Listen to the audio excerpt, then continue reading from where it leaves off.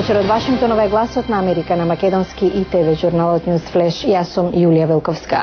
Иранската опозиција е подготвена повторно да се оглуши на властите и да излезе на масовни протести против реизборот на председателот Махмуд Ахмадинеџад.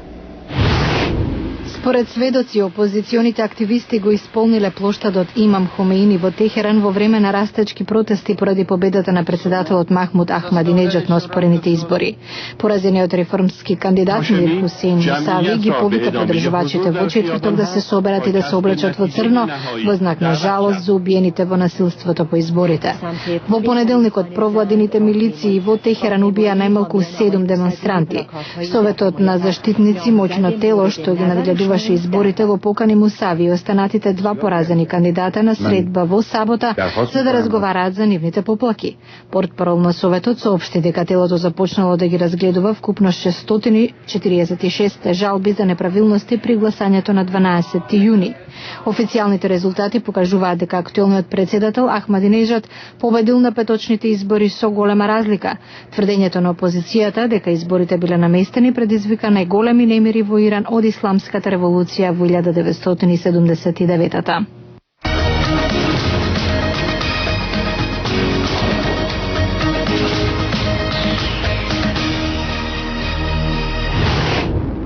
Дневниот јапонски весник Daily Yomiuri тврди дека Северна Кореја се подготвува на почетокот на јули да лансира проектил со долг домет насочен кон американската сојузна држава Хаваи. Весникот наведува дека Јапонското министерство за одбрана верува оти проектилот типот Тоеподонг 2 или негова усовршена верзија на 30 мај бил префрлен од локација во близина на Пјонгјанг во северозападниот дел на Тонгчанг. Министерството наводно смета дека проектилот би можел да биде лансиран меѓу 4 и 8 јули, но дека не верува оти ракетата може да достигне до Хавајските острови. Северна Кореја го лансираше проектилот Тоеподонг 2 во 1996 година, токму на 4 јули, денот на американската независност, а 8 јули е годишнината од смртта на основачот на Северна Кореја Ким Ил Сунг. Северна Кореја се закани дека ќе лансира проектил со долг домет во знак на одмазда за новите санкции од страна на Советот за безбедност на Обединетите нации, што беа воведени поради незиниот нуклеарен тест изведен на 25 мај, како и серија други лансирања на проектили. Американската државна секретарка Хилари Клинтон го скрши лакотот. Како што информираше шефот на незиниот кабинет Черил Милс, Клинтон била на пат за Белата куќа кога паднала и се повредила. Потоа е бил укажан лекарски третман во болница во близина на Стејт департментот, пошто била пуштена на домашно лекување.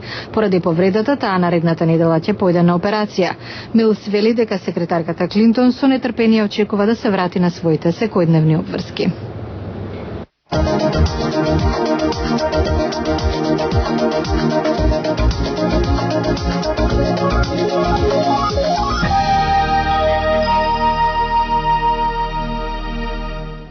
Конгресменот демократ од сојузната држава Аризона Хари Мичел е еден од петмината американски конгресмени добитници на наградата за поддршка на Македонија од страна на Обединетата македонска диаспора.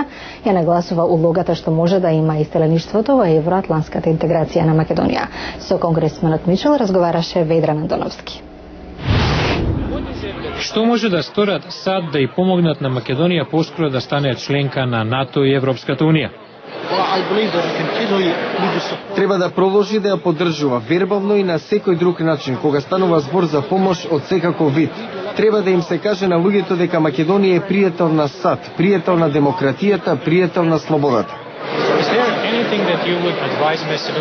Што би советувале на Македонија да стори за да се разреши прашањето за името? Мислам дека едно од првите нешта што е многу важно е формирањето на диаспората, да има една национална организација во Соединетите Американски држави, да проговори за прашањата што се наметнати. Мислам дека секој верува дека секоја земја треба да може да се нарекува како што смета дека треба да се нарекува.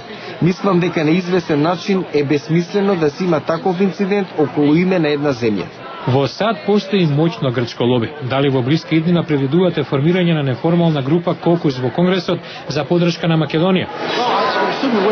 Предпоставувам дека ќе има. Во Конгресот навидум има кокуси на сите други земји пријатели на САД, така што би очекувал такво нешто. Но првата работа е диаспората, што е многу важно, а потоа да се продолжи понатаму.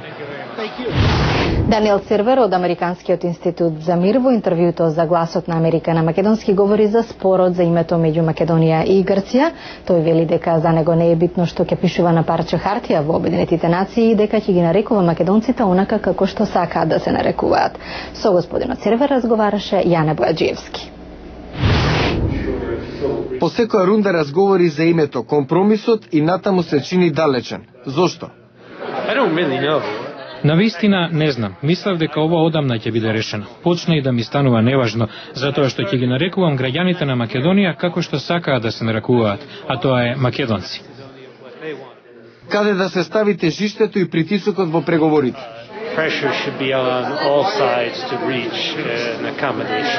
Притисокот треба да биде на сите страни за да се постигне спогодба. Факт е дека грците имаат силна преговарачка позиција затоа што се членка на НАТО и Европската унија и македонците треба тоа да го имаат предвид.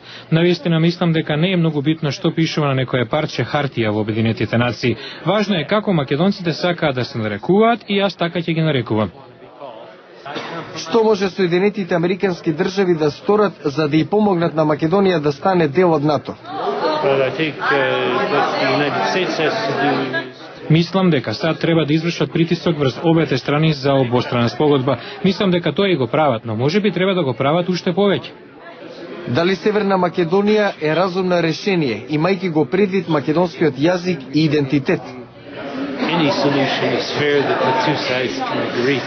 Секое решение на кое обете страни може да се согласат е честно решение. Како што реков, навистина не ми е битно што е на парче хартија во Обединетите нации. Ќе ги нарекувам македонците македонци, се додека не побараат да прекинам.